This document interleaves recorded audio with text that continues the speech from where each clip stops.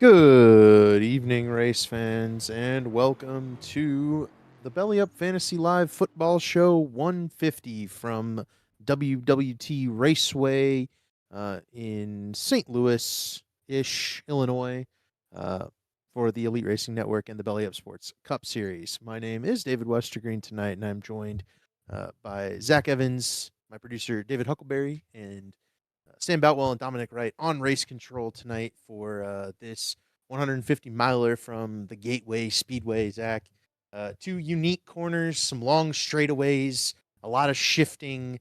A race that I think you and I have seen our fair share of caution flags in the past. What are you expecting from these guys tonight? Well, I think first off, Madison is the word you were looking for. Mm. Madison, Illinois. Um, what to expect?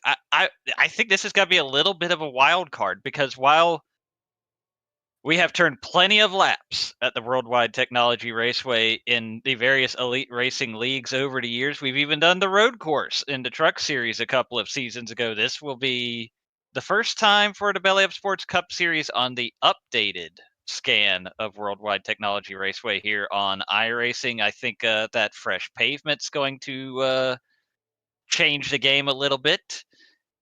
And it's already a pretty challenging track. It requires a lot of precision, a lot of finesse, these long straightaways into these hard braking zones. You've got to get those right. So very curious to see who comes out on top here tonight. I'm with you there. I think those braking zones in particular are going to be a particularly hazardous point for our drivers tonight. They're going to be downshifting potentially multiple times into those braking zones. I think it'll be real easy to overdrive your car, bounce off somebody else who is maybe backing up the corner, and that's where you'll see a lot of those incidents that we are so familiar with over these Belly Up Sports Cup Series races. Now, as you saw the time shift slightly, we are now ready to race, and we'll also bring you the starting lineup. And 4D Raceware Pole Award winner is Justin Wadsworth, the 2024B champion. He will also be receiving an EOL penalty from race control for tallies accumulated, so that pole will be in name and pit position only for Justin Wadsworth. He will start the race from the rear of the field. Ethan Stanley will be alongside. Jonathan Cutlip will assume the pole position over Justin Wadsworth from third. Blake Reynolds will start in fourth. Daniel Gore qualified fifth with Matthew Weeks in sixth. Garrison Hogan and Scott Crump will make up row number four. Teammates Ryan Gable and Tyler Fody make up row five with Caleb Pecumer and Chad Frankenfield in row six. And Frankenfield will also head to the rear of the field. Starting in the 13th position will be Ethan Burrell. Michael Hosek will start 14th. Corey Abbott 15th. Gavin Higgins qualified in the 16th position. Brent Jones timing in 17th fastest. Jaden Racimus will roll off in the 18th position. Ty McIntosh starting 19th this evening. Gavin Hibbs will start 20th, just a couple of spots behind Gavin Higgins on that outside line. So I know David Westergreen's excited about that. Paul Mikolajczyk starting 21st. Ryan Schold will roll off 22nd. On our 12th row is Justin Vandermarl to the inside and Josh Adams to the outside. Ray Bracey will start in 25th with Sean Judson alongside him. Carlos Acosta and Frank Fody make up row number 14 with Tate Lytle and Johnny Thomas. In row 15, Dusty Dewar and Michael Goodman, the Do Good Motorsports boys, making up row 16. Trey Holmes and Kurt Gibson will be in row 17 with Gilberto Javier and a Leighton Norgard there in row 18. Seth Rawls and Gerald Campbell make up row 19, and Marker Bilas and Harrison Talon will round out the starting grid tonight. A couple of housekeeping notes. We do have EOLs to give. You see one of them taking their EOL right there. I did mention Justin Wadsworth pulling out of line. He'll be receiving one. I believe Corey Abbott's also getting one. Jaden Racimus is going to get one. And then Dusty Dewar will be receiving an EOL as well for tallies accumulated last week at Bristol. A chaotic early portion of that race resulted in a whole lot of extra penalties handed out. And we're seeing the result of those right here as these guys head to the back of the field to start this race at Gateway. And all of those drivers who are receiving an EOL were also penalized at least 10 points because of that tally accumulation. That kind of goes along with the second tally. Corey Abbott actually picked up 20 points in penalties at Bristol, 10 for the second tally, and 10 for an ARCA braking violation. Yeah, and the points, I think, matter a whole lot to the guys that are fighting for that playoff cut line. And I don't think Corey's quite at that point this season. He's had a bit of a rough one. Chad Frankenfield, Justin Wadsworth, guys that are within that playoff bubble. Those are guys you're going to want to watch out for coming through the field to try and recover what is going to be a bad start. But up front, it'll be Jonathan Cutlip and Ethan Stanley. Stanley will, I believe, have control of the restart here, but we'll have to find out who wins this thing after 120 laps around Gateway. Pace car is off. Cutlip and Stanley get fired off, and it'll be Jonathan Cutlip leading us through to the green flag of the Belly Up Fantasy League Football Show 150. Cutlip will clear for the race lead. The Bristol winner is back out in front once again here as Ethan Stanley cycles to second, and Daniel Gore battles Blake Reynolds for third. We talked about how big that win was for Jonathan Cutlip 1 week ago. He'll jump out front behind. You see the battling already. Garrison Hogan looking to the inside of Daniel Gore. That is a battle for the 4th position. AG trying to hold off Garrison Hogan, Matthew Weeks, Tyler Fody, Scott Crump, all in this duel for the 4th spot. Up front, it is Ethan Stanley trying to bypass Jonathan Cutlip on the inside lane. They flash by out of turn 2. The yellow flag is out. For the first time in today's race, we made it a lap and a corner before we saw a yellow flag. We'll see what this one is for. I initially see some damage on the Mark Rabilis machine. Harry started from the pit, so I'm pretty sure it's not him. It looked like I saw an orange car against the fence, and he's near, and Justin Wadsworth was beside Mark Rabilis in this. Oh, there it is. It starts ahead of. There it is. Yep. That is Justin Wadsworth, who is just really having a nightmare of a couple of weeks. Our former series champion, top of 3 wide. Well, yeah, I guess you could say he had help. He's top of 3 wide, and I mean, Gilberto can't really turn down any lower. I don't know if Wadsworth got the memo. He was top of 3 wide. It's a tough spot. You know, those guys in the back have some significant pace. Wadsworth won the pole for this race. Those guys were trying to move their way forward early, 3 wide on lap 1, going into turn 1. I think Gilberto definitely doesn't quite have the pace of Chad or Wadsworth, especially given qualifying, but I would question the need to be 3 wide at that point as we take one more look there from the TV view, and we'll see what race control calls. We do have a retirement early. Johnny Thomas has pulled it off and called it quits. I don't think Johnny wanted any part of the multiple shifting on this next-gen car in Gateway.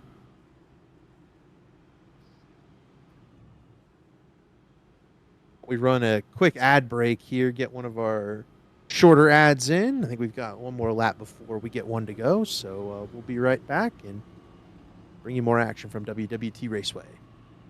Now let's hear about Blue Egg Marketing. Rev up your business with Blue Egg, your marketing picture.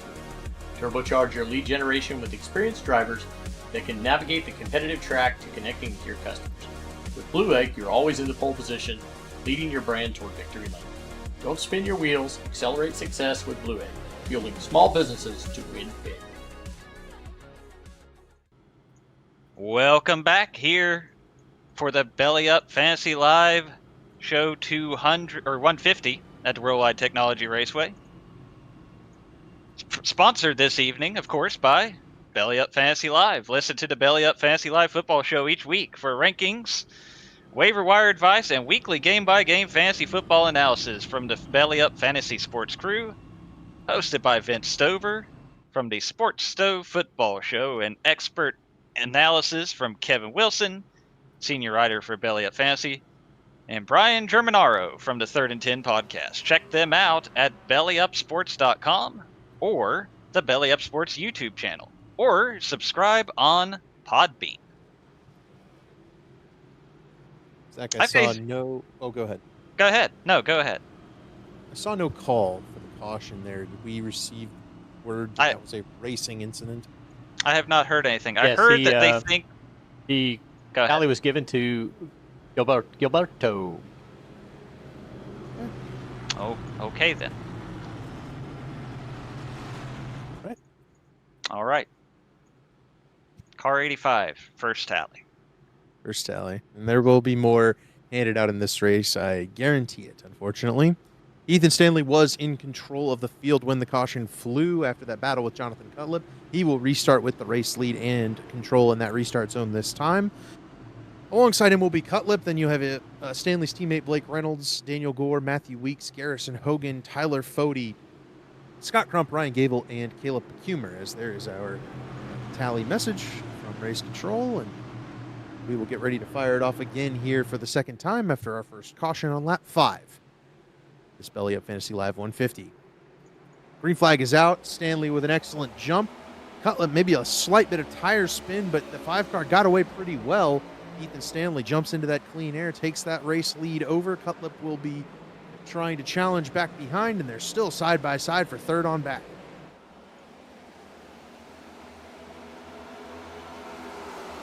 Gavin Hibbs just jumped 3 wide down the back straightaway in that Reds number 95 machine underneath Michael Hosack and Gavin Higgins. That was a big moment.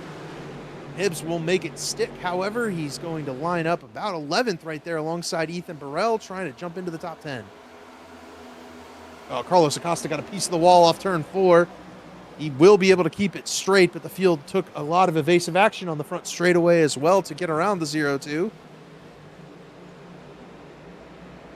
Ooh, almost a little bit of contact there between Trey Holmes and Kurt Gibson as well, 88 and 23. Trey Holmes once again changing his car. He's gone back to the Carolina Blue. He's still trying to find whatever it is that's got to work, for lack of a better word, just work, because nothing has for a while for him. He's been involved in a lot of incidents. Last week it wound up being a little bit of his own doing as Kurt What do Gibson we have going now, on here? Yeah. I think Kurt's just trying to drop to the back here. Maybe he didn't like the proximity that he was to other vehicles in that first corner there and has decided to head to the back. Battle up front is for 5th spot behind Daniel Gore. Garrison Hogan and Matthew Weeks have been going at it for that spot. Hogan maybe just a little bit of a piece of the wall there. I think that we might say that a few times tonight without there actually being wall contact. One feature that I was noticing last night with this new build is that the cars, 3 wide. Tyler Fody to the outside of Hogan. Gable to the inside of Hogan. Ryan Gable trying to take advantage of Hogan's slip up from underneath Matthew Weeks. Fody gets a hold of that spot, the 6th position. Gable not able to capitalize just yet. Just while I was going to mention that wall tapping, the smoke that kind of billows out, it doesn't always result in a slowdown. For Hogan, it resulted in just enough of a slowdown that Tyler Fody was able to get around him, and now Ryan Gable working to the inside. Ryan Gable, another one that would love to kind of turn some things around after last week. You can say that about a lot of drivers after the way Bristol played out. Right, yeah, the one, I mean, you saw it last week too. There were some really good runs. There were also some really bad runs. Matthew Weeks, I think, just did I'll call it a glitch. I don't know that it's necessarily a glitch, but the iRacing has deemed there was contact on the wall, but Matthew Weeks' car didn't slow down like he was actually hit on the wall. He's, in fact, going to try to take over the 4th spot from Daniel Gore on the outside lane with a really good run. Yeah, he's good. On the wall contact. I'll just leave it be here after mentioning it a few times. Quick look at the format. End of the stage will be lap 40.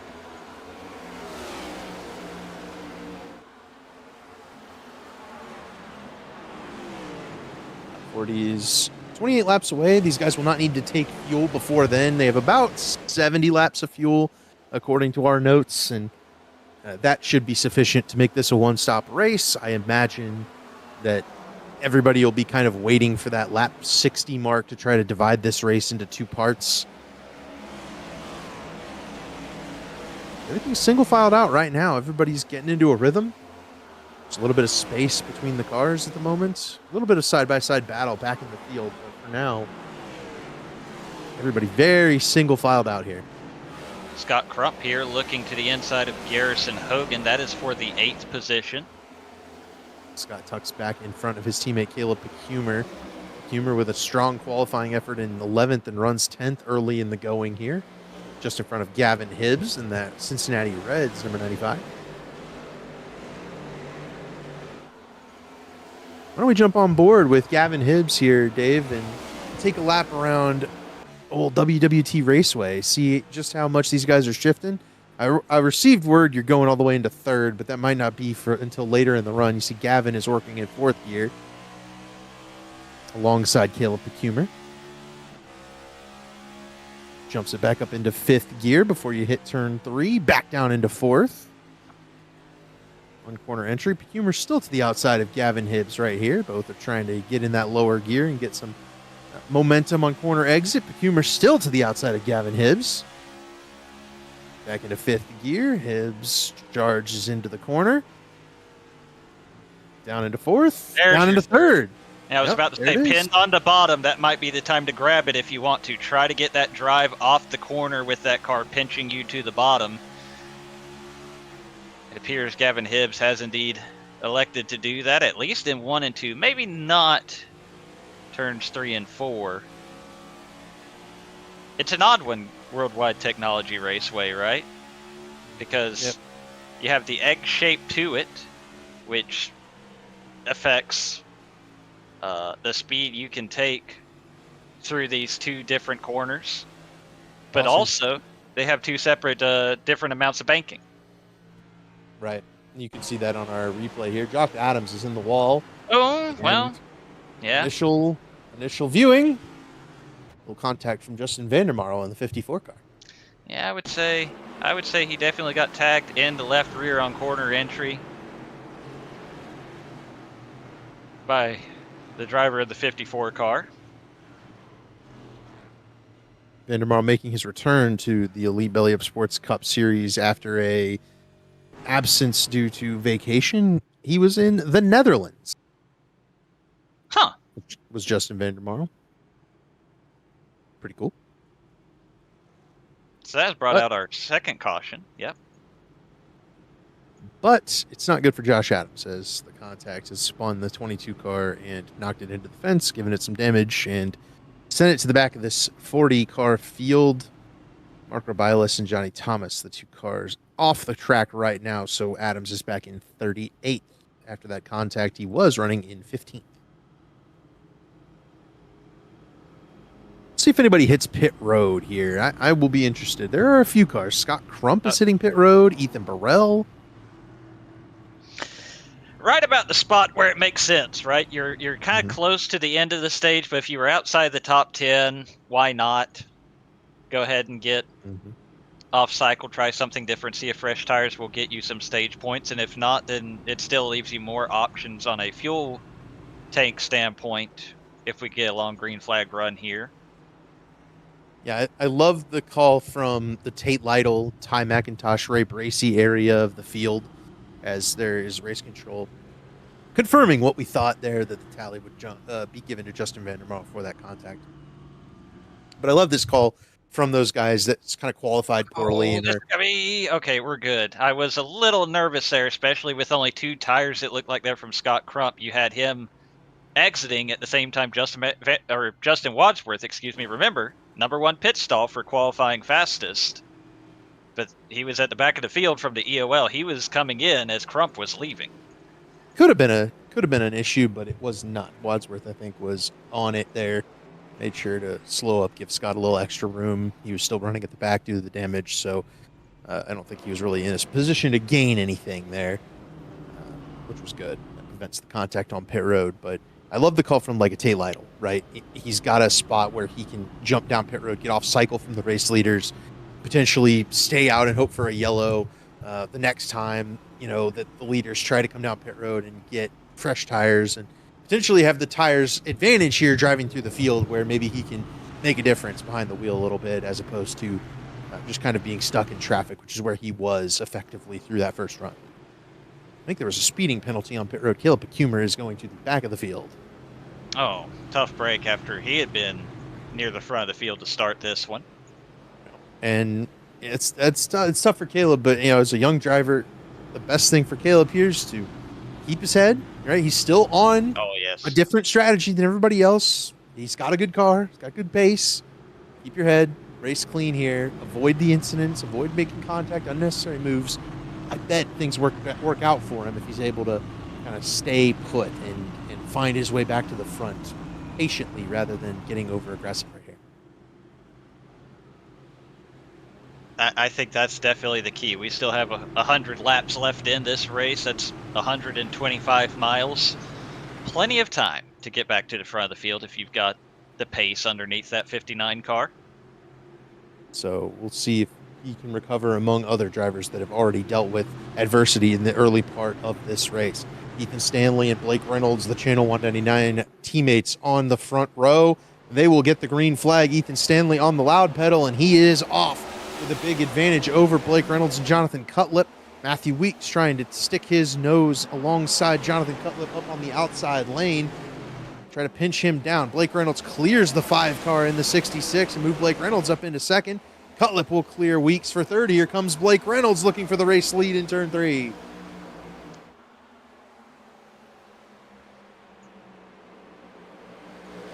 They both kind of go up the hill there in 3 and 4, but they'll keep it under control. Ethan Stanley out front. Blake Reynolds peeked for a little bit. Now he'll look back to the outside. Blake wants the race lead. Last week he spun himself out, got himself in a little bit of trouble, wound up getting additional contact later on in the race, and that car was no longer fast enough to make laps at the front of the field. And he's back up here in the top 5 once again this week, and he's very clearly on the hunt, very hungry. His main rival in this championship, Zach Novak, is not here, and so then his other 2 rivals really at the forefront of that points battle are Jonathan Cutlip and Ethan Stanley, who are right here. That battle for the tires, you saw it, Dave. Ethan Burrell to the inside of Frank Foti while they're 3 wide. Tate Lytle trying to follow Burrell through. That's the fresh tires right there, and you can see just how gnarly that pack is. Those guys have to be careful with that tire advantage. They're definitely faster than those cars around them right now, but you can't be too over-aggressive. You'll cause a wreck and potentially give yourself damage. Even up in front of them is Scott Crump, who's made really good headway right now. He's up into the 14th, now the 13th position. And it looks like he's got to try and set up another pass here. Try to get around Gavin Higgins. He's got to have the position here on the inside through 1 and 2 and just absolutely power around car number 20. Those new tires are doing wonders for that 90 of Scott Crump. He is faster right now than everybody right now in front of him. To the inside, riding perfectly on that inside line. To the inside of Justin Vandermarl comes Scott Crump now. And just alongside that number 54 Red Bull machine, Crump working. Follow him kind of through the field with these new tires. He's going to have a lot of action as he powers into the first corner once again. And Scott's already right about where he was on the caution flag. This has been a really impressive run on those tires. It shows you can really make some ground up with that fresh rubber. Burrell and Lytle are right behind him, too. They're 15th and 17th, respectively. No one else is really quite making up the ground that Scott is. Scott just seems to be getting a really good time. He's like timing these runs really, really well, where he can get to the inside and not get bottled up behind anybody. Yeah, he's getting the runs timed well, and honestly, the cars so far that he has caught playing pretty nicely with him. I mean, you saw here with Gavin Hibbs, at no point did he really defend the low lane, right? Even before Crump truly got there, he was leaving the door open knowing that's where Scott Crump was going to want to go with those fresher tires. Didn't really put up a huge fight for that 10th position, despite the stage points being on the line. Yep, and Crump now into the stage points with those fresh tires, and he's looking for more underneath Ryan Schuld in that 4 car. Comes the 90 of Scott Crump. Chad Frankenfield's been battling Ethan Burrell. Burrell kind of using the opposite tactic of Scott Crump. He's to the outside of Justin Vandermarl right here, and Burrell's working his way towards those stage points as well. 14 laps left in the stage. I think these guys on tires, Crump, Burrell, and Lytle, are all going to get into the top 10 here with ease. You see just how quick Scott Crump is, how well he's handling the bottom lane. Usually it's really tough to pass in this next-gen car from that bottom groove. Scott Crump's making it look easy right now with that fresh rubber.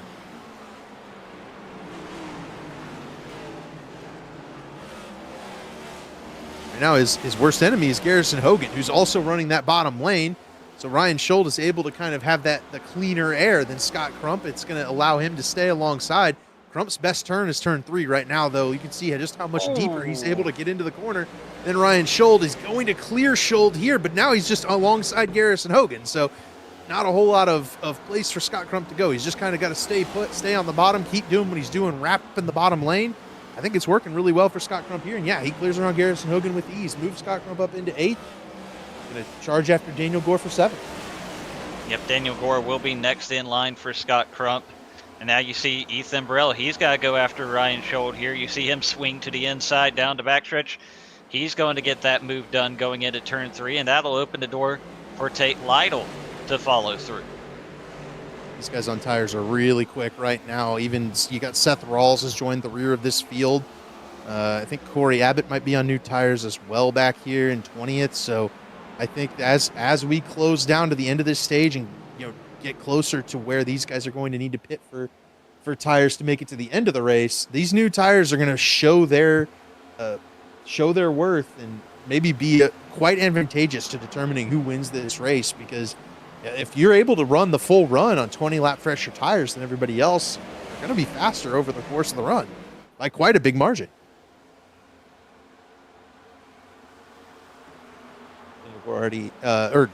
Scott Crump got around Daniel Gore for the 7th position.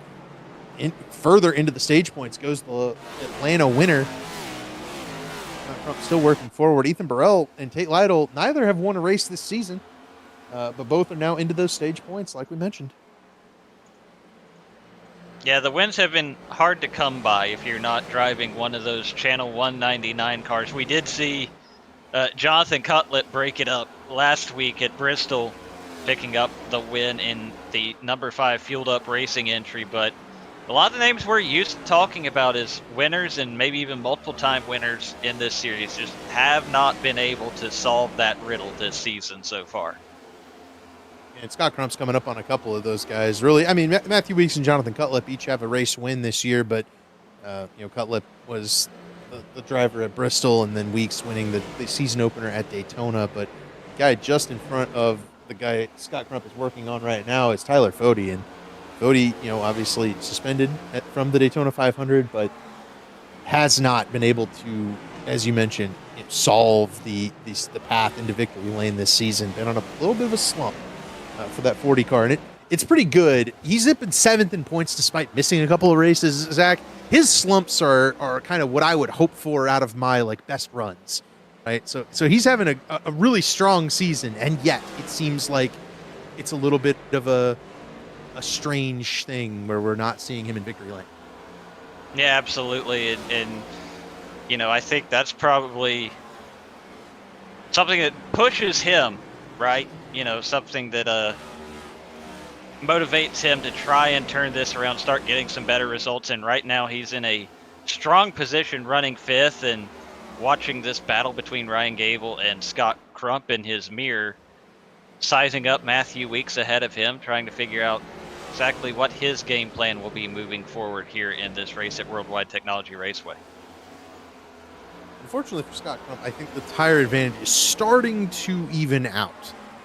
You start off with that really big advantage. That's where Scott was able to make up a lot of time. He's trying the outside lane here, but I think it's about evened out where the lap times are going to be nearly the same. And yeah, with a corner exit like that, the tires are going to start to heat up on this 90 car. It's going to be a little bit more and more difficult to get things going, as we did have an incident on the back straightaway. Gerald Campbell went around in the 31 car.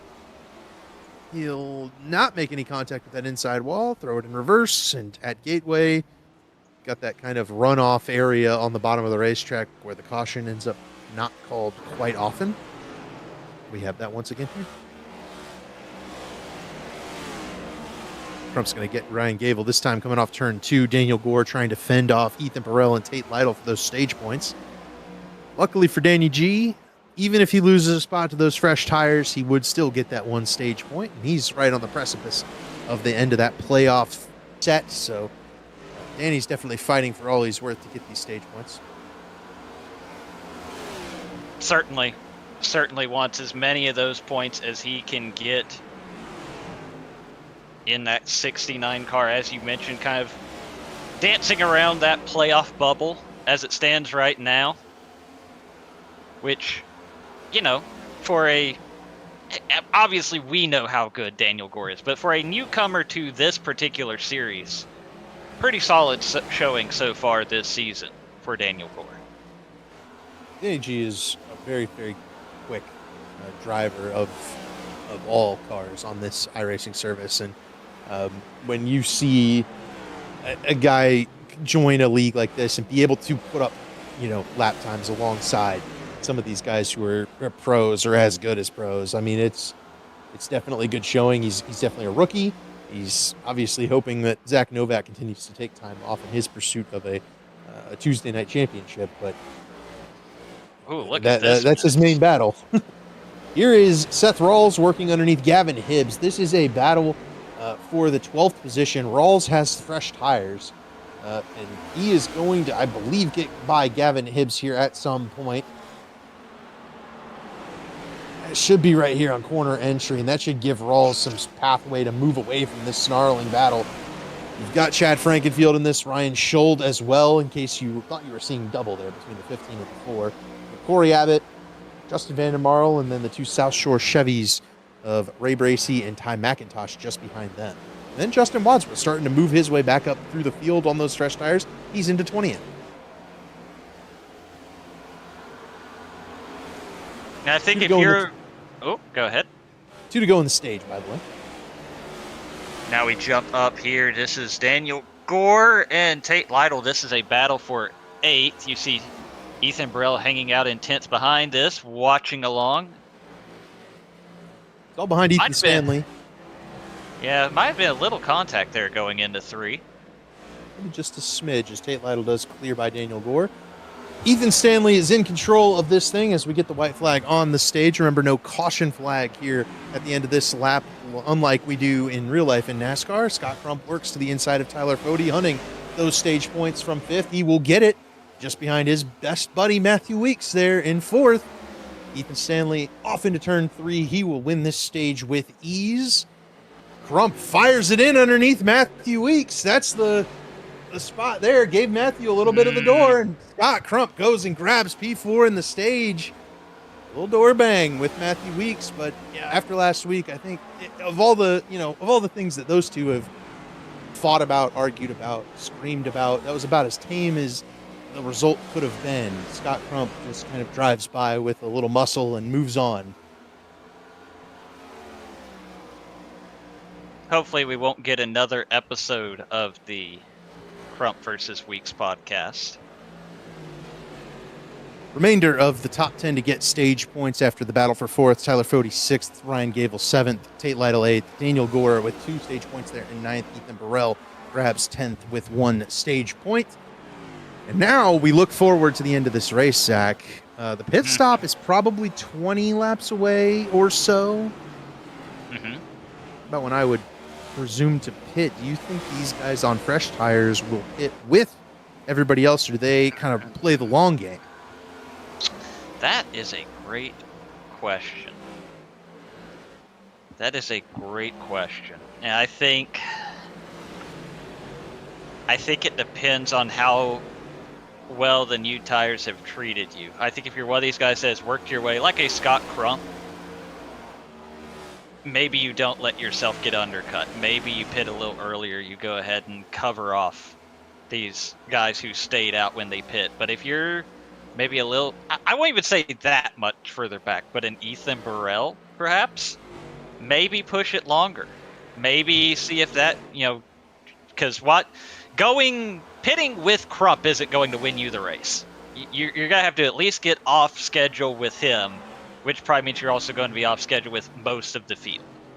And I don't think staying out super long is going to hurt you to the point that you finish 25th, right? You're still going to have enough speed to get where you belong relatively in the field. So stay out a little bit longer, give yourself fresh tires at the end, try something different to see if that gets you in the mix here at the end of this race. I think is what I would consider. Does that make sense? I'm with you on that. I think that's a good call, as we do have a battle for the race lead up ahead of this battle. Ethan Stanley and Blake Reynolds have been side by side a couple of different times. I think that 66 car is starting to get a little impatient from riding in behind this 91. Blake might even be a little bit quicker right now. And here he comes to the outside of Ethan Stanley. Stanley stays on the bottom of the racetrack. Reynolds way up to the outside lane. They will roll off turn 4. I think the outside lane might be that preferred lane down the straightaway here. And for the first time today, well, for the second time today, a lead change has occurred. Blake Reynolds to the race lead of this Belly Up Fantasy Live Football Show 150. Stanley not giving up, though. He fights back on the inside, trying to get this 91 car to have a little bit better rotation, but it's not going to be enough. Blake Reynolds will clear by Ethan Stanley for the lead. Lap 46 of 120, and move Blake Reynolds out in front. And usually when he starts to take control of this race, that's about when this car starts to pull away. Well, we'll see if that is the case. He didn't exactly get a terrific turn 3 entry there, but does pull away from Ethan Stanley out of turn 4. And for a while they were battling, Jonathan Cutlett was making some headway into that lead, but almost immediately that progress has ended now that lead battle has settled out. Yeah, I think the same for Scott Crump. He had made some inroads, but nowhere near enough just yet. He's going to need to continue to find speed, but these guys are just so consistent up at the front of the field. These two Channel 199 cars, consistent, fast throughout the run, able to maintain pace over the course of a long run is very impressive, and it's difficult to balance that. The guy that I think right now is doing the best job, as we take a quick look at 13th with Ty McIntosh, Chad Frankenfield, Justin Wadsworth.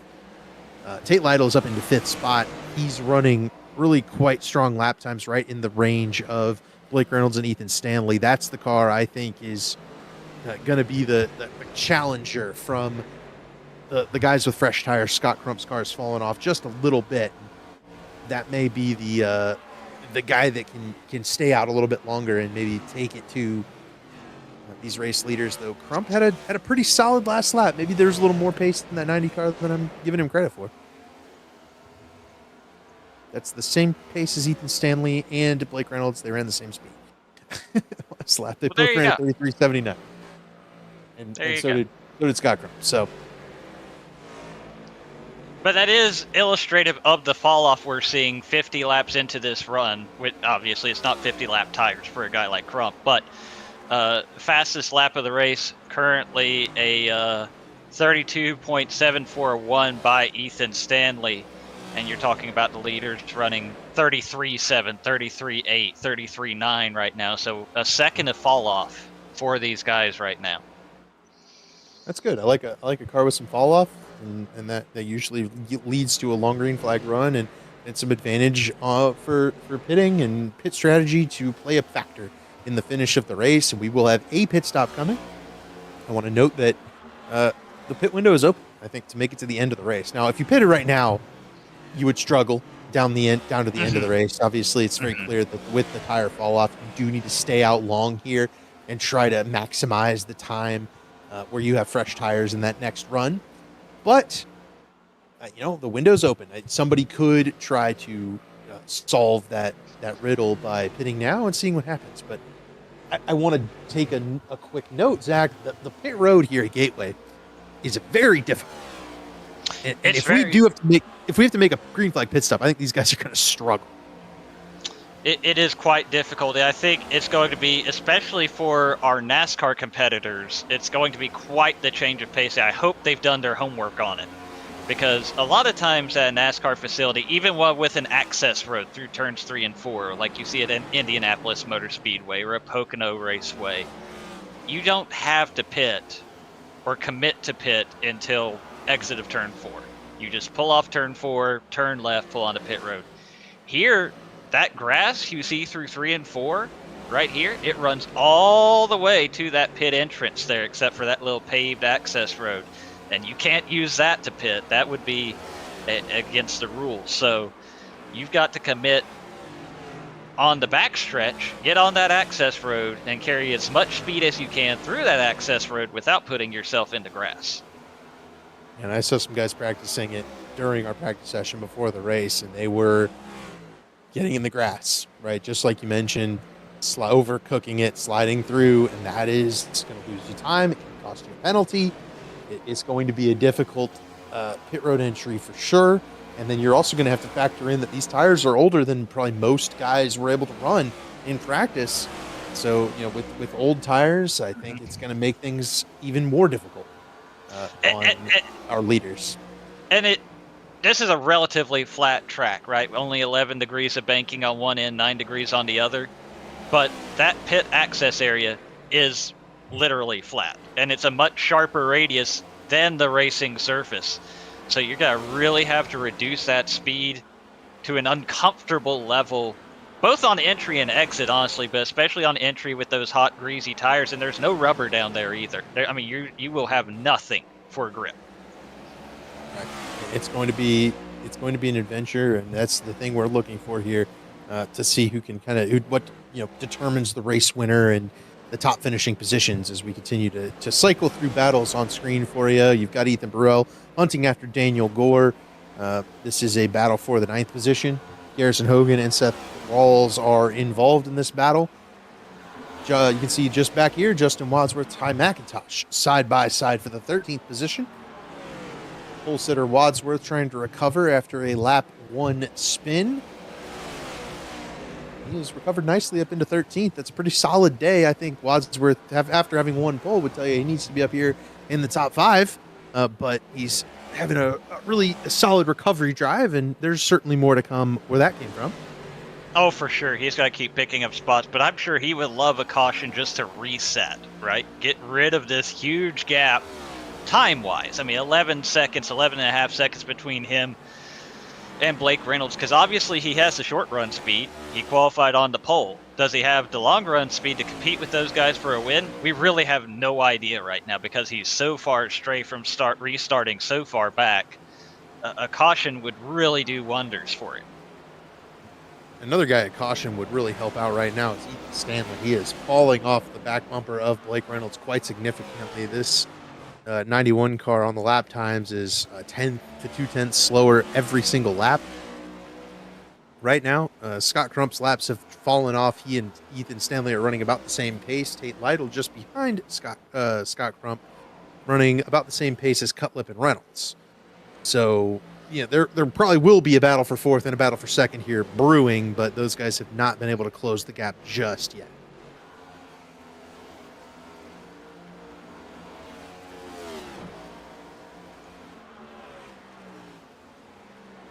We talked about that. Go ahead. No, go ahead. I was going to say, it's lap 60. We're coming up on dividing the race in half for the guys who stayed out. That seems to be a pretty reasonable spot at which you would want to pit. Question I would have is, does anybody make for pit road here this or next time?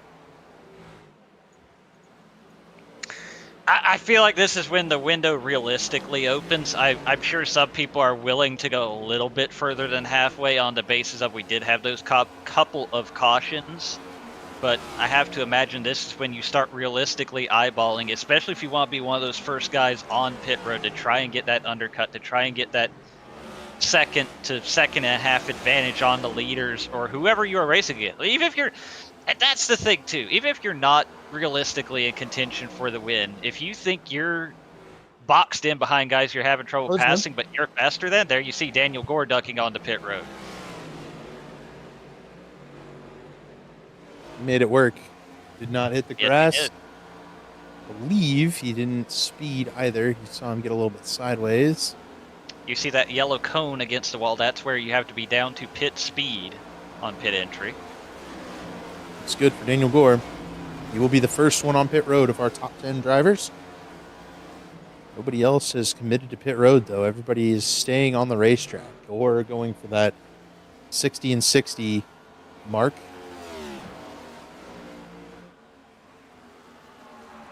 Of course, the danger, obviously you're going to have the undercut, but now you definitely, if you are Daniel Gore, do not want a caution.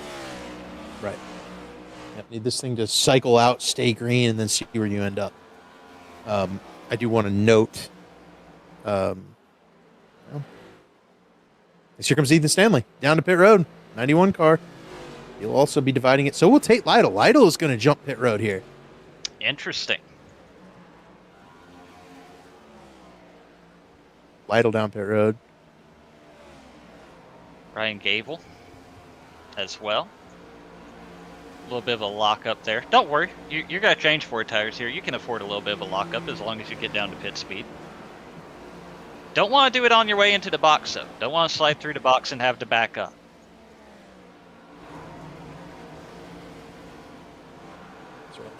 I think these guys all made it onto pit road at pit speed. Blake Reynolds stays out another lap. So does Cutlip, Crump, Weeks, Fody. Burrell on pit road. Rawls hits pit road.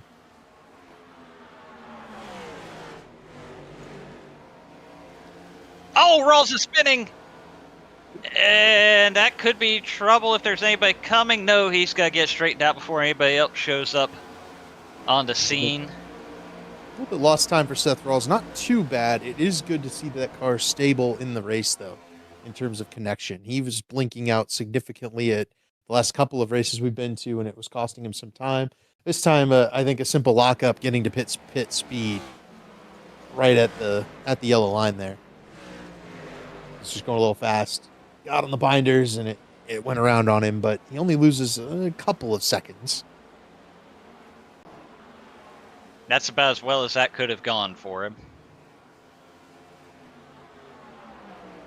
After the spin, of course. Obviously, better would have been to not spin. But not as well as having spun could have gone for you. Yes, yes. Looking back, just trying to see. Tate Lytle, I think, is the first of the cars on. It's Stanley and Lytle are kind of the first 2 cars on fresh tires. Here comes Ryan Gable and Daniel Gore trying to get underneath some guys on older tires. They're going to be 3 wide into turn 1. Gable is going to back off and give that spot to Gore. Gable does have a couple of laps fresher tires than Daniel Gore, so I think now that they've gotten around the slower cars, these two might swap positions here. Gavin Higgins on pit road. Gavin Higgins. Yep, in the 20 car. If any of our leaders came down pit road, but really none of them have. Gilberto is on pit road.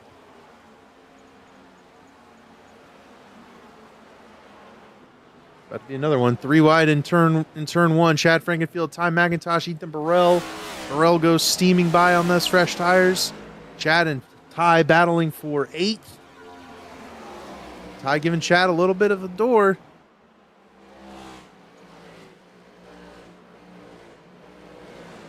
3 still side by side.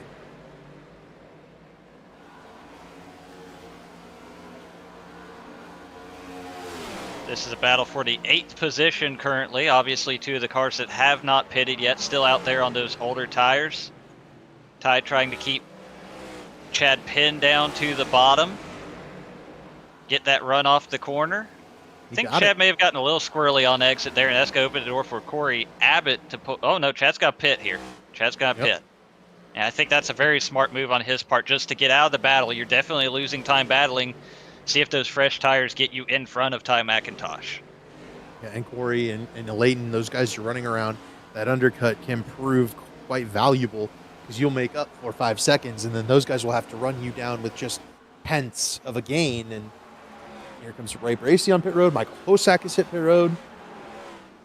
Nice green flag cycle and a pretty significant time gap between pit spots. As here comes Blake Reynolds now on pit road. Jonathan Cutlip, Scott Crump stayed on the racetrack.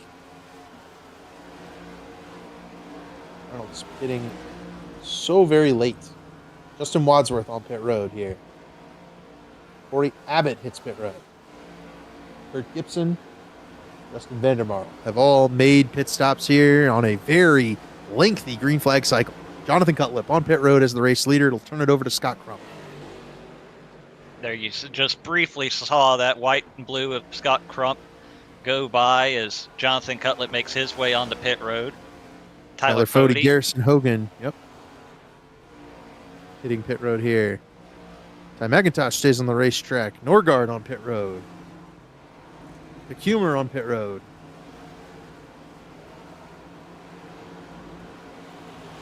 Kevin Hibbs down pit road.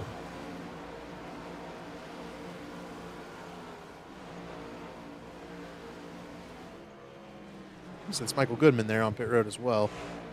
Yep, 44 car down, and here comes Scott Crump. That'll turn the lead over to Matthew Weeks.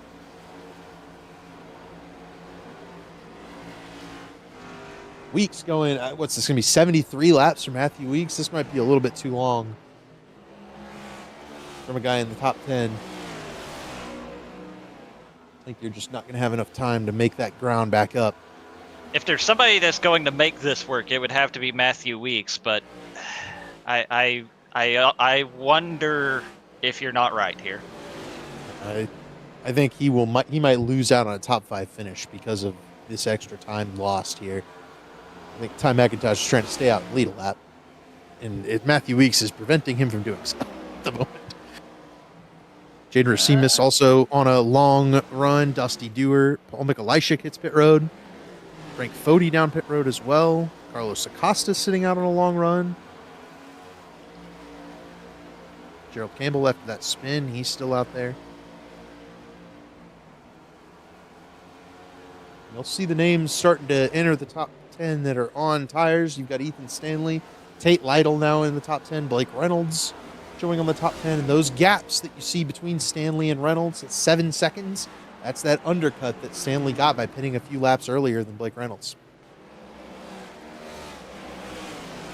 Blake Reynolds last time, 32.505. Fastest lap of the race so far. It looks like Matthew Weeks might be. Yep, here he comes. Boy. That's late. That was aggressive, but it made it work. Let's see, when Ty McIntosh comes around here, he'll be in the, I think in this screen, he's in the black and yellow car up on the outside wall.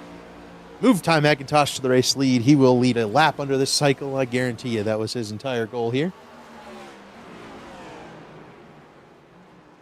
Wanted to be able to say, hey, I led a lap in the race. And now how long before he brings his car to pit road? I was going to say, point, expect this lap, but I don't know. At this point, you might as well see if you catch the caution. Yeah. I don't know. Run it dry. Might as well.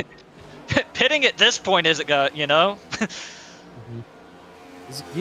Jaden Racimus, Dusty Dewar, Carlos Acosta have about 20 more laps that they can run. I don't know that I'd push it that far. Maybe go 3 or 4 more laps.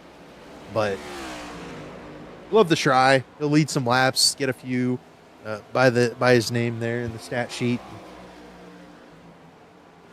Maybe, like you said, catch a caution. You'll have to be a little bit lucky. We just haven't seen it in this race since that early portion.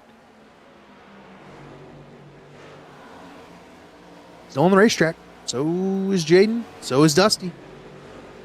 Ethan Stanley's about to catch Dusty, though. I mean, he's making a ton of time up right now in that 91 car. Yeah, Ethan Stanley, even compared to, the guys that have not pitted. I mean, we're talking a second and a half faster. And even at that, he is getting swallowed up by Blake Reynolds. I mean, Blake Reynolds just ran a 32.8 compared to Stanley's 33.2. Jaden Racimus down pit road. And yeah, Stanley is also dealing with lap traffic. He's not able to turn clean laps. Blake is back behind this group of cars running. Oh, Dusty just pounded the wall. That is not going to generate a yellow flag. Dusty was able to keep it straight.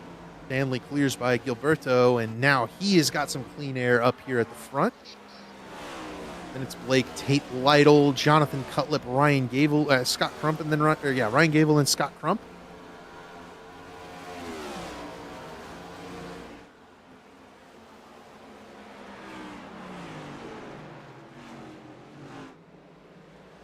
For who? Here's Allen. I think that's a blown right front tire.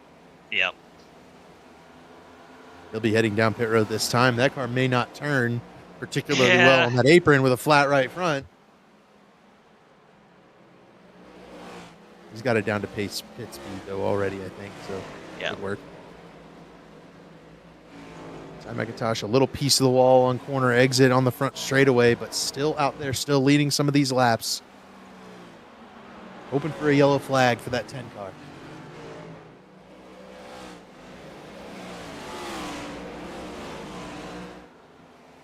I know I'm team owner, but I like the call. It's a few laps led, definitely some TV time, and then you'll be the freshest tires for the remaining 40 or so laps once you do go down pit road and cycle through, and you'll be on the attack the rest of the race, and it'll be a little more fun as you try to claw back into probably a top 20 run or so, and ultimately maybe you give up a P13 or a P15 to a P20, but that loss for the amount of fun you have leading the laps and maybe getting a caution flag here in the next couple before you do come down pit road, it's worth it in my book. It's always just fun having the freshest tires on the racetrack, too. Again, I don't know if it's going to pay off for him on this occasion, but in the fun factor, there's nothing better than being the guy who stretches this long and then is able to go out there and pretend you're the superhero playing rookie mode at the end of the race. Yep. This time McIntosh. Dusty Dewar will also be running that strategy from P4. Ethan Stanley, currently the would-be race leader. He's 2 seconds behind Ty. You can see him there. They're on the same straightaway now, and it won't be too long. I'm willing to bet Ty, once Ty loses the race lead, he'll head down pit road. I think that's probably the plan. Maybe. Right? Maybe. Blake Reynolds has narrowed the gap from himself to Ethan Stanley by 3 seconds now. See Reynolds now jumping off turn 4, so Ty's got about one more lap, I think, before Ethan Stanley goes on past here. It wasn't even that. Half a lap. Maybe. Yeah. I don't think he's got to be able to make it pit road this time, David. No. You gotta Carlo. wait one more. Yep. Carlo. Maybe next time. Next time by, probably. Dustin Dewar is also there. I think part of the problem is that Ryan Scholl heading down pit road? It is. Yes. I don't know that's a car that's one lap down. I don't know that that's a fully scheduled pit stop there.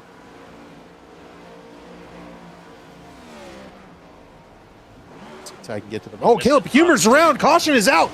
Caleb Humer was around, and Ty McIntosh picks up the caution. Oh, my goodness. How about now, that? Here's the thing. The thing. Oh, almost ran over Ty. Oh. Now, 20 laps into that run for a lot of these guys, are they going to have to come down pit road as well? Oh, that's Gavin Higgins getting loose on corner exit. Did he alt F4 out as well?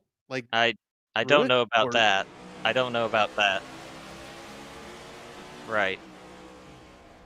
Oh, yeah. He's had some connection troubles. It almost looks like the thing shut off. He came did back. Pop back in? Yeah. He's back in the race, yeah. So that's just the car getting loose on corner exit. Right there as the banking falls out from under him. And there he is. Wow. Caleb Humer nowhere to go. Innocent bystander and all that.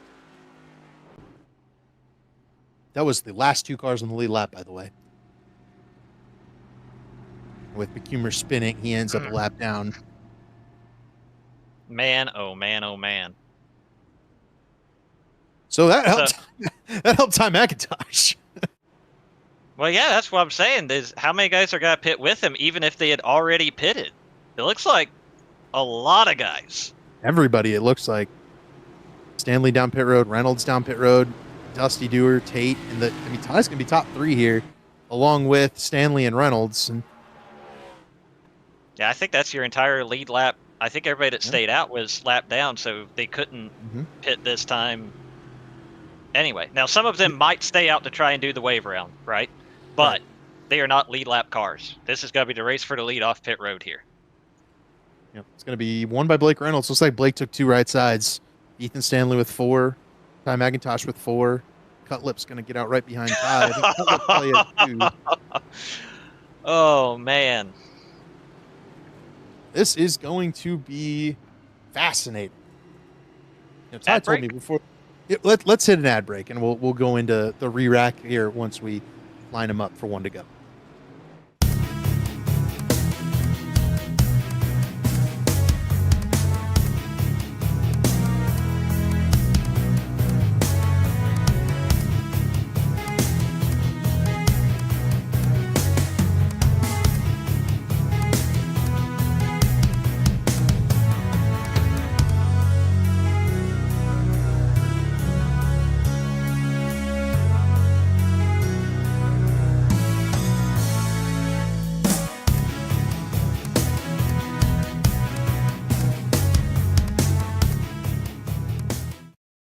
Racing isn't easy, but experiencing it is.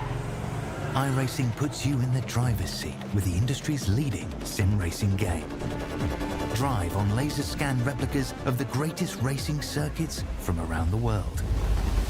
Go head-to-head against other drivers chosen by skill-based matchmaking to ensure competitive racing at every level. Compete across all your favorite series.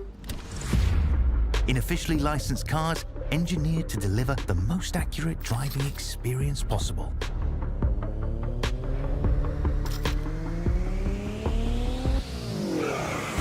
Join a race or host your own with players from across the globe. Race against the computer. Welcome back to the Belly Up Fantasy League, or the Belly Up Fantasy Live Football Show 150. Blake Reynolds has assumed the race lead over Ethan Stanley, Ty McIntosh, who gets the pit strategy to work, Jonathan Cutlip, Scott Crump, Ryan Gable, Tyler Fody, and Dusty Dewar. Pace car is off. Blake Reynolds into the restart zone, and he will fire off nicely and get going. Ty McIntosh with a pretty good restart alongside Jonathan Cutlip. Daniel Gore fires out to the inside. Here comes Ethan Stanley down to the bottom. It'll be Reynolds, Stanley, Cutlip, McIntosh, then side-by-side battle between Crump and Gable. Gable's in the wall. Ryan Gable hits the wall off turn 2. Everybody's going to jump to the inside. No yellow. Everybody's okay. Gable's going to drive it off into turn 3 like nothing's wrong with that car. Oh, he loves the outside. You know he does have a problem. I know, that's right. Gable, he's going to get the ball again off turn 4. Tate Lytle falling back. Daniel Gore side-by-side with them. They're 3 wide into turn 1. Gore, Lytle, Gable. Oh, this is really tight. Close racing. Man. Ryan Gable's going to clear by Tate Lytle. Lytle's going to clear himself in front of Ethan Burrell. That'll open the door for Daniel Gore down below. Gore works to the bottom. Frankenfield behind him. They single out and manage to get there without wrecking it. Woo! And Ryan Gable somehow manages to stay in the top 10. Here comes Ethan Stanley down to the inside of his teammate Blake Reynolds. That battle for the lead could bring Jonathan Cutlip, Ty McIntosh, and Scott Crump right back into the picture. Stanley still working to the bottom of Reynolds.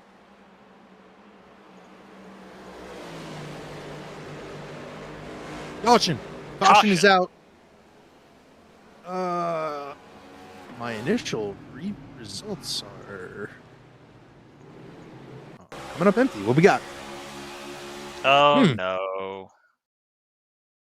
15 car in the 6 car. Well, yeah. In the 25 car.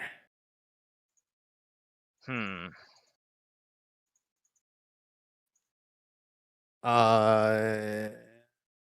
we're gonna have to see that one again, I think. Okay. This is gonna be a tough. So they're 3 wide on corner exit, but Seth Rawls has to run. So he's able to get clear of it for the most part. And at this point,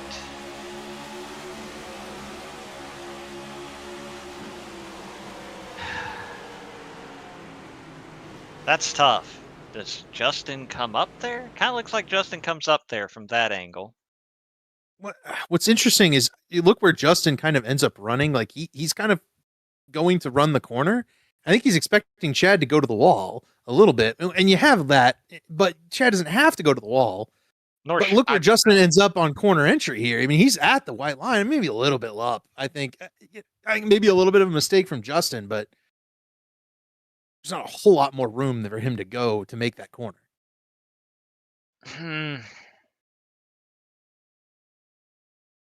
Both of those guys had 2 tallies last week as well. Oh, for sure. Another one here for either party is not what you want to see. It looked like Justin got into him like well before, but right. That's kind of my thinking too. Is I think the only reason he didn't get room on entry is because he was literally spinning Chad down the track into his own path, and then naturally they also collect Seth Rawls in that This is a tough one for sure. Yeah, I do not envy Sam Boutwell and Dominic Wright's race control call here, and there'll be discussions had either way on their ruling. I don't know if we ever got the ruling on the last one either. It was Gavin Higgins that got the tally on that one. Okay. There's the message for it. Although There I you don't go. know that the network was the Well. cause of that one. But we'll leave that one to race control as well.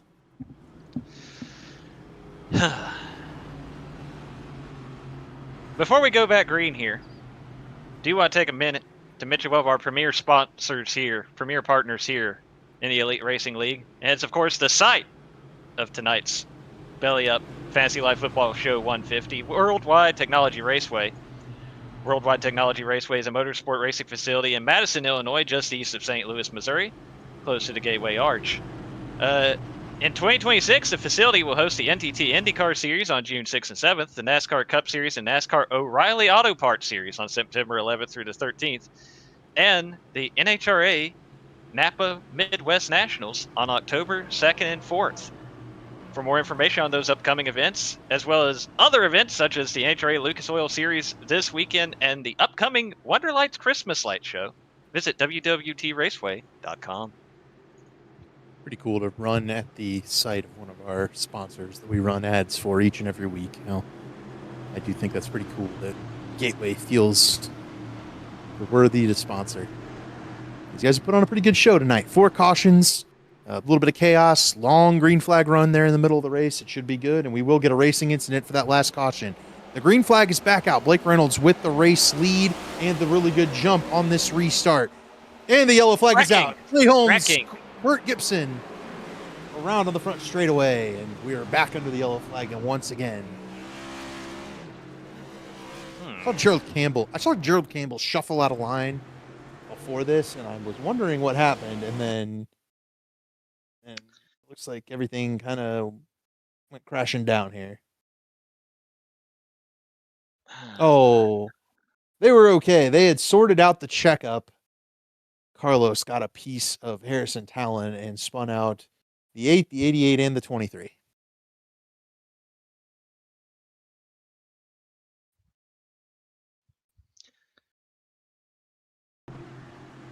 And this is where you always have the very lively conversations on the driver's chat. Because I think you're right. Something happened there near Gerald Campbell to kind of set this all off, but then it turns into, okay, well, who stacked up the restart? And then it turns into, okay, well, why were guys laying back the way they were? You know, why? So there you see, I don't know, kind of, yeah, it starts. I mean, way up in front. Like it as always, the accordion effect of a restart like this starts way up further in the front than the cars that actually get wrecked. That always is the case. But you do have to kind of be on the lookout for it, right? That winds up being driver responsibility. Absolutely. I think that's the tough part, especially as you get further back. You had some guys that were easily 2, 3, 4 tenths off the car in front of them, which only increases the likelihood of these incidents, because then you're on the loud pedal and they're stopping in front of you, and you've already committed because you're trying to close that gap or you're trying to time that restart or whatever, and it only means you're going faster when you get to the stack up.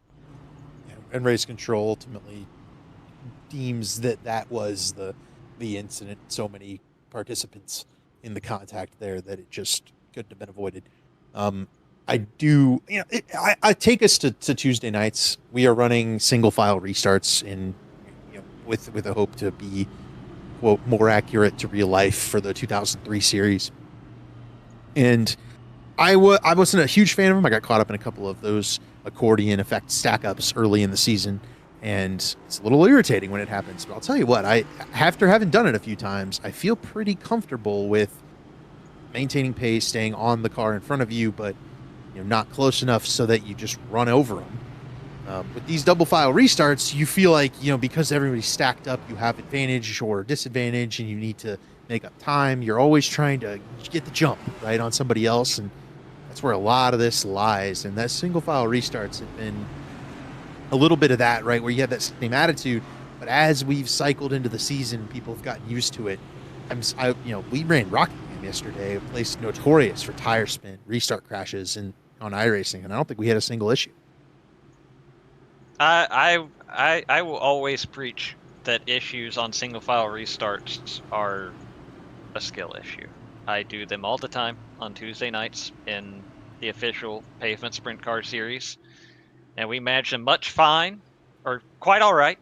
My grammar sucks, but the restarts are fine. Much fine, not me fine, in cars that are way harder to drive than these things. So figure it out, boys. Yep. So let's see if these guys can restart this time. 24 laps remaining. Blake Reynolds, Ethan Stanley, the front row. Jonathan Cutlip, Ty McIntosh, row 2. Scott Crump, Tyler Fody, row 3. Pace car on pit road. Green flag back in the air. Blake Reynolds on the loud pedal. A good restart from that bottom lane. Jonathan Cutlip, Scott Crump surge forward. But here comes Ethan Stanley back up the outside. He's alongside Blake Reynolds into turn 1. Scott got a little piece of Ty McIntosh there in turn 2. And tightened up the 10 car down the back straightaway, but Scott with a really good run. It's Blake Reynolds too slow. Scott to the bottom on Reynolds. Blake Reynolds loose, 3 wide in there for second. McIntosh sideways in turn 3. Ty McIntosh into the wall. No caution. Everybody continues on. It's currently Ethan Stanley, Jonathan Cutlip, Scott Crump, and Blake Reynolds. What a tough break for Ty McIntosh. Overcooked it. Just overcooked. Got excited running third in a Belly Up Sports Cup Series race. I mean, you could just tell it just overdrove it ever so slightly into turn 3. And brutal for Ty McIntosh, especially right after everybody got the wave around and then got the immediate caution flag to come down and take tires. So now he goes back to 30. Oh! Like Reynolds into the wall. Reynolds into the wall hard. Scott Crump bounces off of him. Man, a lot of contact around Scott Crump of these last 3 or 4 races. That's one that we saw at Bristol, those two cars making contact, admittedly with a little bit of net code as well, and Scott Crump was none too pleased with that at the time. Now he's got to fall into the clutches of Matthew Weeks, another guy that they had issues at Bristol. Dewar just pounded the wall coming off of turn 4. I think he's going to be 3 wide entering turn 1. This could be a wreck. Justin Wadsworth, Seth Rolls. They're going to wreck. They're wrecking behind. Yeah. It was Dusty Dewar. Well, we'll get a look at the Rivalist Photography replay machine on this one. We see Gavin Hibbs is collected as well. Justin Wadsworth has just been a magnet for trouble tonight. And last week too. That's a guy that I don't think there was anything he could have done this time. We'll get a look at the replay, but well, yeah, it starts with Dewar getting into the wall, as you said. That puts him 3 wide. Seth jumps to the middle, and Dewar just gets loose Dewar up just there in the marbles. Yep. Yeah. And Gavin Hibbs nowhere to go.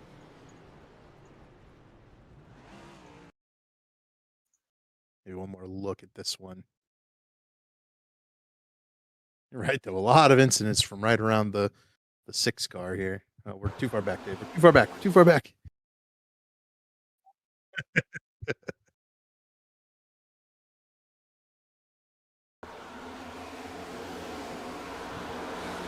All the way back up to the incident in question. I think you saw a little wiggle there when we went through the wreck from Dusty. I think Dusty moves the wheel to the right because he notices that they're going 3 wide. And right at that point, that's when the car unloads, entering the banking of turn 1, and that's what spins him out. The slight wheel input where you see that car kind of wiggle, and then it's already unloaded. No side force in these cars, nothing you can really lean on the right rear tire or anything. So there they go into the wall. Let's get a quick word with Ty McIntosh after that heroic run that ends up resulting in a single car slide. Ty, tell you what, strategy worked. You led some laps. You ran in the top 5. You had a really good shot at it there, but overcooked it just a little bit. Take us through that, a little word on your run tonight.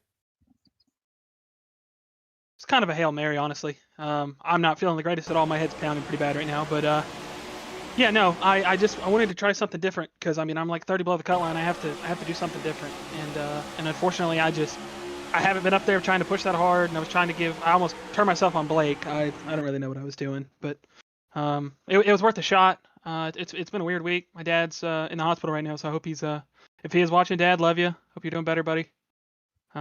Just glad that I was able to toss it up into the wall and not collect anybody else. Gotcha, buddy. But we were definitely rooting for you. It was exciting to see you up there, and keep throwing Hail Marys. Maybe you'll get one of them. I like it. We got Daytona coming up, and I've ran pretty good there statistically, so we'll see what happens. I won't be in the race this time. You might actually make it to the finish. Maybe. You can't turn me from the booth. You can verbally, but I hope you. Maybe. No. Oh, he turned me! No! Perfect. Ty McIntosh, good luck next week and tomorrow night, and we'll see you later, buddy. Thanks, sir. You know I had to do that to you, David. Oh, no, it was perfect. That was beautiful. We turned him from the booth, mind you. Ethan Stanley did get the race lead on that last restart. Jonathan Cutlip will be restarting alongside. You'll have Blake Reynolds now in third after that bobble in turn one. The last time through there, Scott Crump will restart fourth, Tate Lytle fifth, Tyler Fode sixth, Matthew Weeks seventh, Ryan Gable eighth, Garrison Hogan ninth, Ethan Burrell 10th. 17 laps to go. We got to the end in a hurry. That snuck up on us. Yeah, we were closing down on the end there after that green flag cycle, and then the caution between Higgins and Pecumer has set everything in motion.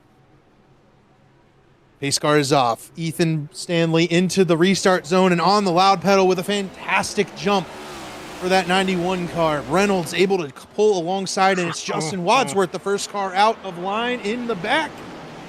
They sail into turn one here at WWT Raceway. You've got Stanley with the lead, Reynolds to second, Cutlip back to third. Crash in the back. It's Carlos Acosta hard in the wall. Boy, he Sean backed Judson in a ton. Still collecting cars. Michael Osak's around here. Oh, is that Schold or Frankenfield? Well, we had Frankenfield get a tally under the last yellow, and I didn't see anything of what happened to that one. And then Dusty Dewar was obviously tagged with the other previous tally. And then here's Ryan Schold and Carlos and Gavin Higgins, and Schold just gets an extra piece of the 0-2, sends him into Sean Judson in the wall.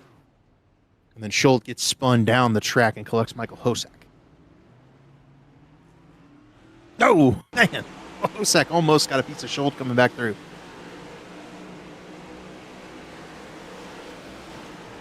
There's Higgins is the one who gets into Schold, and Schold comes back up the track, picks up Michael Hosak, and sends him for a ride as well.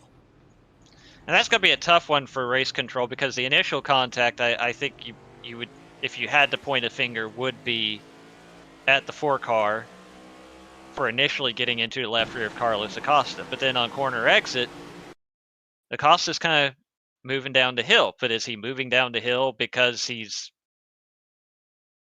thinks he's clear and he's just not giving Schold space, or he thinks they're too wide and not giving him space? Or is he out of control from the initial contact? That's going to be a tough one, I think. Leave it to them. They've done a really good job this season. They've been decisive and quick with the tallies, and generally everybody, I've heard general consensus that they're usually getting it right. We haven't seen nearly as many appeals.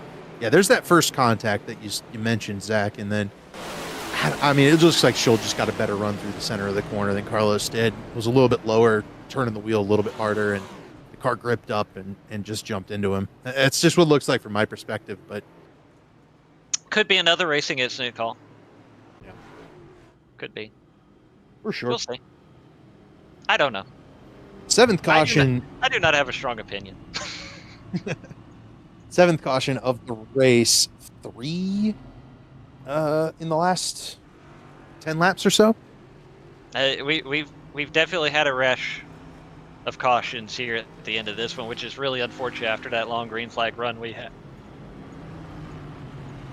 1 to green here. Ethan Stanley, Blake Reynolds will be on the front row after the good restart by that 66 car. You'll have Jonathan Cutlip and Scott Crump in row 2. Tate Lytle and Tyler Fody in row 3. Matthew Weeks, Ryan Gable, row 4. I haven't seen really any like advantage to one lane or the other. It looks like, maybe second fires a little late. I will say there you go. If there is going to be an advantage, the one thing I've noticed these last couple of cautions, even in the 2 wide situations, the inside driver has a lot of, I'll say, leverage, where if they decide, I actually want to be a car width or 2 off the bottom, the outside car is kind of at their mercy if the inside car decides they want to work up the hill more and push them into that 3rd lane. And I think that's where the inside's ultimately going to have an advantage. Mm-hmm. Yep. So that gives Ethan Stanley, Jonathan Cutlip, Tate Lytle that kind of advantage you discussed here on this next restart. That's why Ethan Stanley and the race leader in general has been taking that bottom lane. Pace car back on pit road, 13 laps to go, coming to 12. Stanley on the loud pedal. We are racing once again. Not quite as good a jump this time for Ethan Stanley. Blake Reynolds might be able to hang with him. Stanley tries to clear up the racetrack, but he just gets a really good run into turn 1. That'll allow Ethan Stanley to maintain the race lead. Reynolds is a little piece of the wall off turn 2. Everybody's all right. Scott Crump trying to jump onto the podium here in that 90 car. He works the outside around Jonathan Cutlip here. More importantly for Reynolds, able to clear that battle for 3rd so he can set his sights forward at least for a little bit until Crump and Cutlip settle that battle. Crump into P3. Jonathan Cutlip falls back and forth. Cutlip under fire from Tate Lytle down to the bottom of the racetrack in the 56. Tate Lytle working underneath Cutlip. Tyler Fody has to back out of it a little bit there, and that'll cost him a spot. Oh, Garrison Hogan sideways on the back straightaway. Hogan able to keep it straight. He loses the spot to Wadsworth and maybe to Daniel Gore, but that 55 was all out of shape. Able to hang on to it was Garrison Hogan. Up front, it is a battle for that 4th spot. Cutlip and Tate Lytle making contact on the front straightaway. Frank Fody a piece of the wall down the front straightaway as well. No caution, we're still green. Action all over as Lytle and Cutlip maintain that fight for 3rd behind Stanley, Reynolds, and Crump.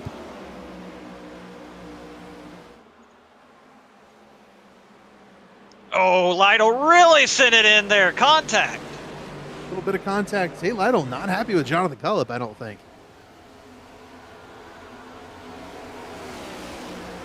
Tate's got a teammate, Tyler Fody, behind him. I was about to say, he's getting a huge shove from the 40 car, and that's going to really send him to the inside of Jonathan Cutlip here. Didn't really result in any advantage. In fact, that outside line continues to work well, and Tyler Fody getting a big run, able to kind of keep that momentum up for that 56 car, send him into the corner deep once again.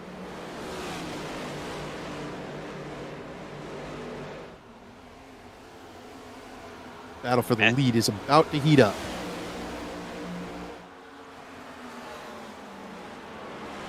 Weeks side by side with Gable. Back here with 8 laps to go at the line. Oh, and he is getting real close to the wall.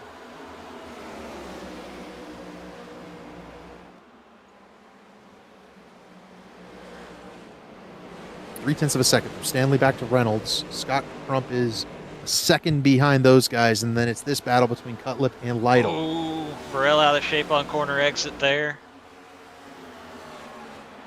Made it work. Here comes Justin Wadsworth.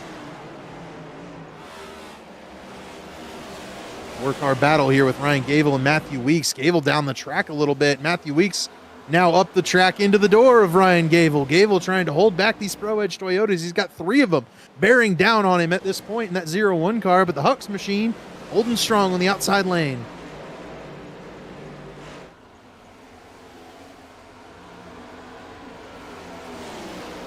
Behind Gable here, entering turn 1.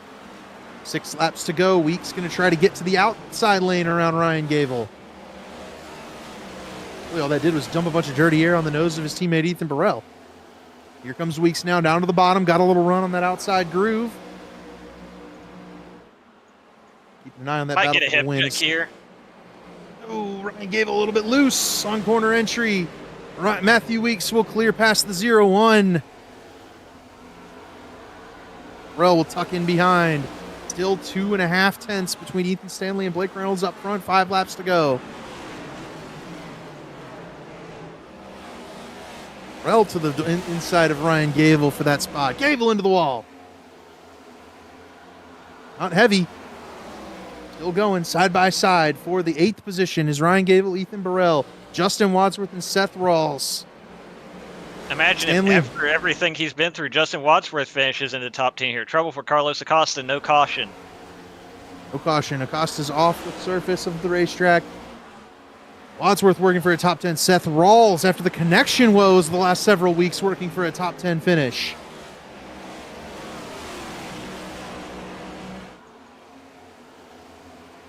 Gable still holding strong against Ethan Burrell in that outside lane. Into 3 to go for Ethan Stanley. He's opened up a half-second lead over Blake Reynolds up front. The best battle on the racetrack is still this one for 8th between Gable, Burrell, Wadsworth, Rawls, Daniel Gore jumping into the middle of it.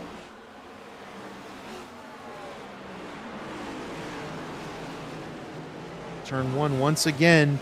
Gable still holding strong against Ethan Burrell in the outside lane for P8. Wadsworth to 10th, Rawls to 11th, Gore back to 12th. Oh, Gable way over up the hill. 3. That's too high. That's too high. That's And got to allow Gable will Wadsworth fall. through. Seth Rawls through. Gore trying to make it through as well. Rawls and Gable now side by side. Here comes Daniel Gore. 2 laps to go. 3 wide for 10th. Gore up the track just a little bit, rubbing with Seth Rawls.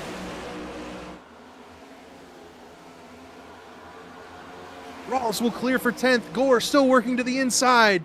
Up front, Ethan Stanley has a half-second lead. Oh, little piece. Gerald Campbell working towards this battle as well.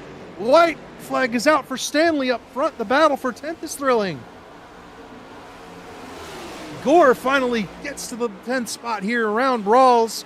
He'll have a chance to clear in turn 1. Gerald Campbell probably on new tires working that inside lane as well. It'll be Daniel Gore able to grab that 10th spot. Up front to close this race out, Ethan Stanley was able to capitalize on those restarts, get in front of Blake Reynolds, and bring home yet another victory for Channel 199. Stanley will win the Belly Up Fantasy Live Football Show 150. Reynolds second, Crump third, Jonathan Cutlet, Lytle the top 5. As we finish across the line, a side-by-side battle for 11th between Gerald Campbell and Seth Rawls that was won by Campbell. In a very good race down to the end there. Oh, definitely a lot of excitement there at the end of it. When the checkered flag falls, Ethan Stanley, 3rd win of the season in Car 91. Yep. And when you think about it like a shifting track, a track where these guys have to have that shifter control, Stanley wipes it out. Okay. That'll make a post-race inspection awfully interesting. Yeah, you think about a track where you got to shift a lot, right? Ethan Stanley's so good at the road courses, Gateway almost at this point functioning like a road course where you're shifting into 3rd gear in turn 1. He felt like the favorite to me from the get-go, but he was able to, he had to make his way back to the lead, right? He did not have the lead at the beginning of that caution cycle, and he was able to fight his way past Blake Reynolds and Jonathan Cutlet for that race win. I mean, to your point on that, first win of the season for Ethan came at Pocono, which certainly a much larger and faster track, but acts in a very similar fashion.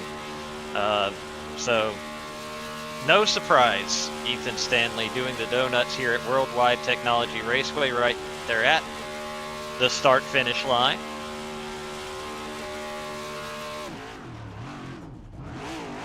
Your winner. We will grab our 3rd place finisher on the podium and bring him up to the booth to talk to Scott Crump after a really solid day. And Scott, take us back to that pit call early in the race when you came down pit road, grabbed 4 tires and drove through the field. That gave you the track position that I think ultimately led to your finishing on the podium. What went into that call? Yeah, just try something a little different there. See if we can play a little strategy, get to the front. got back to where we were. Just used up a lot of tire trying to get back to there, and was about running the same speed as Blake and Cutliff there. And I don't know, the pit stop there, I nailed the pit stop, so I was definitely catching Cutliff there and had a lap or two fresh of tires. So I was hoping it would stay green. I think I probably would have finished up maybe third or fourth where I am anyway. So all in all, it was a good day. I'm glad I got back here in P3 and yeah. I mean, you've got a nice little thing going right now, Crump. Certainly, Las Vegas was not what you hoped for, but other than that, we've spoken to, I believe, 3 of the last 4 races or something like that. So, what's it going to take to keep this momentum rolling here as we head into Rockingham next week? Qualifying up front is pretty key. You want to be about 5th or higher. I was probably like 7th or 8th there. Probably could have done a little bit better there, but yeah, qualifying and then just playing the right strategies, and yeah. Scott, with that, we talked about to you after that win at Atlanta a couple weeks ago, and that locks you into this playoffs. But as we kind of approach that playoff run, you've only got a couple of races left. I think I asked you then, too, what it did for your championship hopes. And it looks like you've got the pace right now to hang with some of these guys up at the front of the field. What's it going to take to get over that hump again and, make it past them, especially next week at a place like Rockingham, besides the qualifying, obviously? Rockingham, I like Rockingham. Usually run pretty good there. Usually start up front, and usually it's a good race. So, yeah, just mainly just keep my cool and just race everybody clean. And hopefully they race me clean. So we had a pretty clean night. So all in all, yeah, just try and don't make any more enemies and set myself up nicely in the playoffs with as many points as I can. So, yeah. And before we let you go, who do you have to thank on this 3rd place finish tonight? Blue Egg Marketing on the car, Stay Tuned Sports Podcast, been with me for a while. The team ran pretty good tonight. I think we finished 3rd, 6th, and 13th or so. Yeah, shout out to my grandfather watching. Shout out for y'all running. Shout out for Stanley winning tonight. He was pretty fast tonight. Yeah. Shout out to Chad putting on a leg and whoever else I missed. So see y'all next week. Thank you, Scott. And yeah, we'll see you next week. Look forward to seeing how you do out there at the old Bumpy Rock. All right. Sounds good. With Scott Crump, we'll grab Blake Reynolds and bring him to the booth after a P2. And Blake, it looked like you definitely didn't want that caution to come out there in the middle of the race. Seemed like the 66 car was really good once you got to like 40, 50 laps in the run. But before that, it seemed like you just couldn't find your way around that old 99 or 91. Yeah, that's pretty much it. I was hoping it would stay green, and that didn't happen. So, I was like 3 seconds back on Stanley. I think I had 6, 7, maybe 6, 7. Maybe 8 laps. Oh, God. Yeah, I'm sorry. Yeah, whatever the advantage was, a certain amount of number between 5 and 9. I got that advantage, and I was like, okay. And I was just hoping that he was going to get in dirty air and not be able to build that much of a gap. I came out of the pits, I think it was like 7 seconds. And then I closed down to 3 in, I don't know, maybe 12 laps, however many that was after I pitted. So, unfortunately, see the caution. And then when I got loose off of 2 there, what ultimately lost me the lead and probably the win of the race. I just was trying to get such a straight exit off of 2, and the track was so cold. And I'm actually looking now, there's marbles on that curbing. But yeah, I got left rear on that curbing out of 2, and it just pitched me just a little bit to when I got to the flat top of the straightaway off of 2. I was sideways, so I had to correct it and throttle out. Unfortunate, but P2, and my teammate won. I can't be too disappointed about that, and I had the speed all night, so. Blake, I'll ask you. Certainly no shortage of laps turned here into simulator for you. What are the differences behind the wheel on this new scan of Worldwide Technology Raceway? It's smoother, a lot smoother. And I was actually talking to Stanley. I think it is too smooth because the previous version, it had certain bumps and seams that kind of grabbed harder.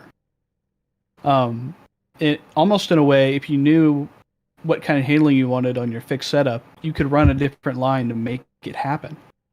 Mhm. And here, there's not a lot of character to the racetrack.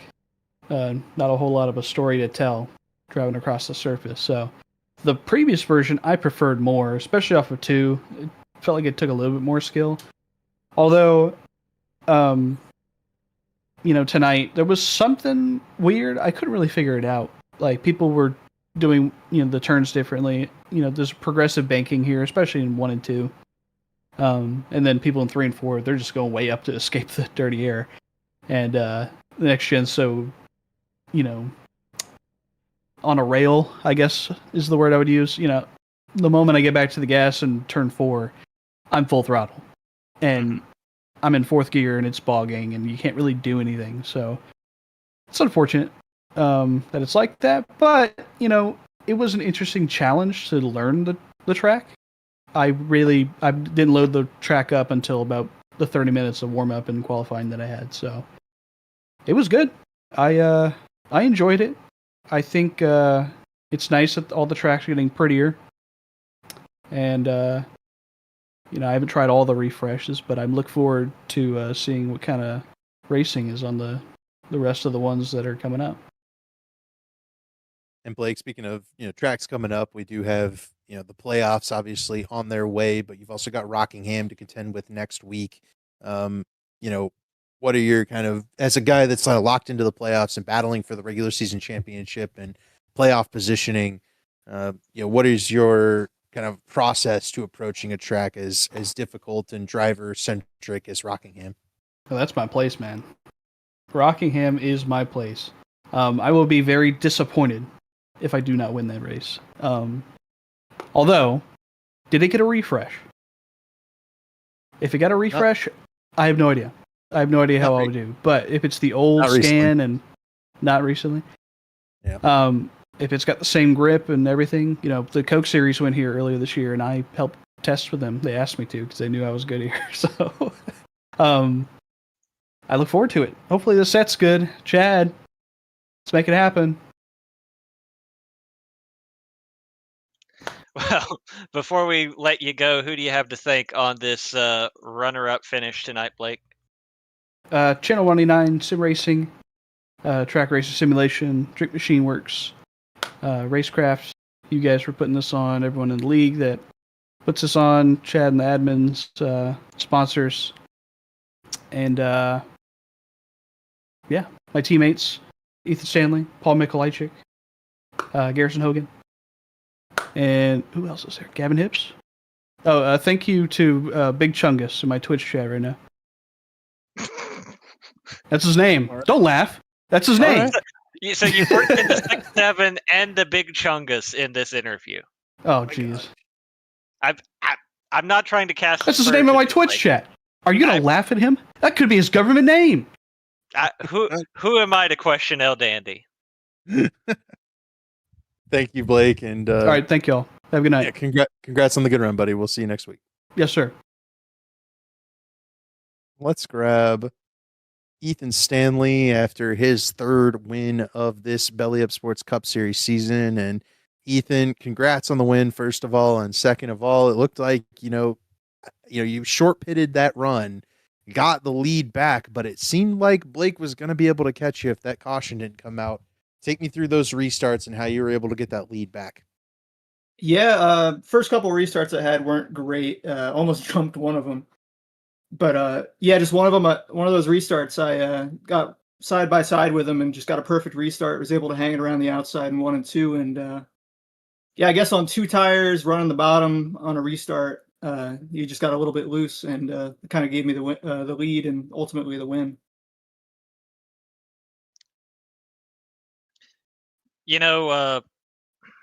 David kind of touched on it while we were watching you celebrate after this win here, Ethan, how obviously this isn't the road course, but a lot of those same principles of shifting and the hard braking come into play here. Of course, you also won at Pocono earlier in the season. How much of that do you think translates to this updated scan here at Worldwide Technology Raceway? Oh, it definitely does. I mean, I've always been pretty good around Gateway. Just these flat tracks where you got to shift and you got to manage the rear end. I just kind of thrive here. It's kind of, the same principles as road racing. You just got to keep control of your car mostly. So, yeah, just really enjoy these kind of tracks where it's a bit more technical and cars kind of spread out a little bit more. Ethan, obviously, a good run this week. You've got Rockingham next week, a place that, like I say, it's a driver friendly track, and you like these tracks that require a lot of skill from the driver. You planning to, run it back next week and try to grab win number 4? Oh, I'd be happy to.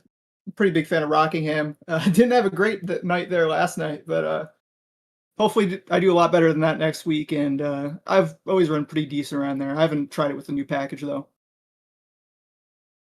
So you're not going to go as far as your teammate and say, go ahead and put your name on the trophy. Oh, definitely not. Okay. You're going to let Blake have next week then. All right. Before we let you go, Ethan, who do you have to thank on this win tonight? Yeah, big thanks to Racecraft Academy bringing me on this season. And their sponsors, Next Level Racing and Apex Gaming PCs. Big shout out to JD Designs for painting all these cars I run. And big shout out to you guys up in the booth. Always love watching all these back. And big thanks to Chad and all the admins that run this stuff. We appreciate it, Ethan. Congratulations on the race win. We look forward to seeing you up here again. I'm sure we'll be talking to you maybe next week at the earliest, and many more times before the season is out at the latest. Yeah, I'll see you around. Ethan Stanley, the race winner here tonight from WWT Raceway, and that'll wrap it up for us. Any final thoughts here, Zach? Man, I mean, first off, that really turned into a wild race there at the end. I think we were kind of expecting that long green flag run to play out, and it completely turned on its head when we got those late cautions. Turned out to be a very exciting finish, but man, you know me. I'm a North Carolina boy, David. I cannot wait for next week at the Rock. Yeah, you guys should really tune back in next week. I think it's going to be a special race. Obviously, Blake Reynolds is going to be really strong once again, but he will have competition. I guarantee you that. I wouldn't put his name on the trophy just yet because there's a whole lot that can go wrong at the Rock, and there's a whole lot of hungry drivers on his heels ready to go up there and take it from him. So for all of us here at Elite Racing Network and the Belly Up Sports Cup Series, that was the Belly Up Fantasy Live Football Show 150, and we'll catch you next week at Rockingham.